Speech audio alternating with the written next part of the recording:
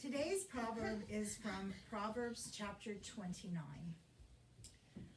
One who is often reproved, yet remains stubborn, will suddenly be broken beyond healing. When the righteous are in authority, the people rejoice. But when the wicked rule, the people groan. A child who loves wisdom makes a parent glad, but to keep company with prostitutes is to squander one's substance. By justice, a king gives stability to the land, but one who makes heavy exactions ruins it. Whoever flatters a neighbor is spreading a net for the neighbor's feet. In the transgression of the evil there is a snare, but the righteous sing and rejoice. The righteous know the rights of the poor, the wicked have no such understanding. Scoffers set a city aflame, but the wise turn away wrath. If the wise go to law with fools, there is ranting and ridicule without relief. The bloodthirsty hate the blameless, and they seek the life of the upright.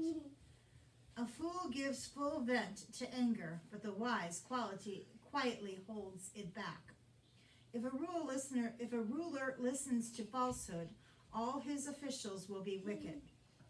The poor and the oppressor have this in common. The Lord gives light to the eyes of both. If a king judges the poor with equity, his throne will be established forever.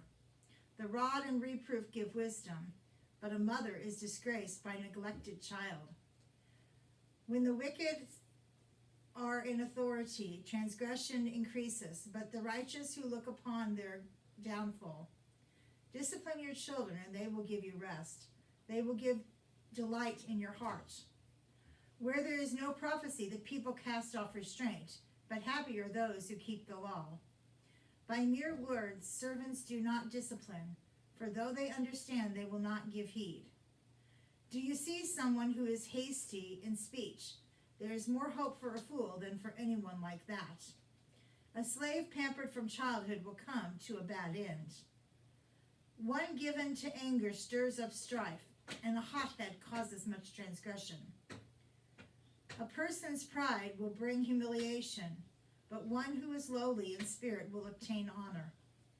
To be a partner of a thief is to hate one's own life. One hears the victim's curse, but discloses nothing. The fear of others lays in snare, but one who trusts in the Lord is secure. Many seek the favor of the ruler, but it is the Lord who gets justice. The unjust are the abomination to the righteous, but the upright are the abomination to the wicked. Today's verse is verse 25 of chapter 29. The fear of others lays a snare, but one who trusts in the Lord is secure. You've probably heard it said, or even said it yourself, I don't care what other people think of me. And that's actually probably a good thing, to not care what other people think of you, especially if what you think other people think of you is not very nice, because then you might start to think that of yourself, and that's never a good thing. The person we should mostly care of what they think about us is actually our Lord. What God thinks of us is something that is important, and that's really what I think this verse is trying to display to us. Instead of just being afraid of what others could say, that first part of the verse says this, it says, the fear of others lays a snare. When we fear what others think of us, it's like a snare. It captures us. We can't go beyond it. We get so fearful that we don't maybe like ourselves or what God has given us. For instance, we may not think we have enough stuff. We may not have as much as our neighbors have, or we might not have the nicest car or a house or the best job or the best marriage or family or friends, all those things. We begin to worry more about what our neighbor thinks of us than what God has given us, what we should be thankful for. We also try to please others instead of trying to please God. What we should be doing instead is pleasing the Lord, being thankful for all that God has given us.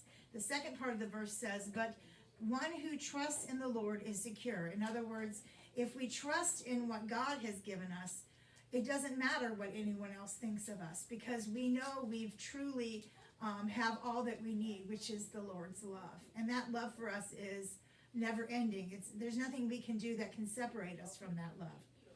So my questions for today are this. Number one, name a time when you didn't trust the Lord. And my guess is all of you could name a time that you didn't trust the Lord. And the second question is, what changes in your life when you do trust the Lord? Thank you.